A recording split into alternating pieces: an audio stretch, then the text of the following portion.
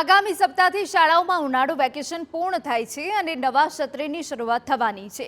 કોઈ પણ સ્કૂલ વિદ્યાર્થીઓને ચોક્કસ જગ્યાએથી યુનિફોર્મ કે સ્ટેશનરી ખરીદવા દબાણ કરી શકશે નહીં।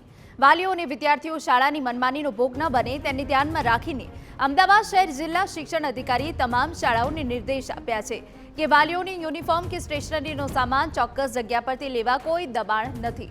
સાથે કોઈ વાલી સાથે આવી ઘટના બને તો સારથી હેલ્પલાઇન પર ફરિયાદ કરી શકશે। સ્કૂલ દબાણ કરે તો સ્કૂલ સામે 1 લાખ રૂપિયા સુધીની દંડની કાર્યવાહી કરવામાં આવશે। ઇન્ફોર્મ કરીએ છીએ, સૂચના આપીએ છીએ।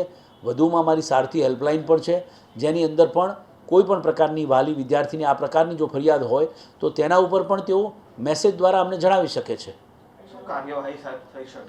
એમની સામે દંડ થઈ શકે છે। પ્રથમ ભૂલના 10,000 હોય છે।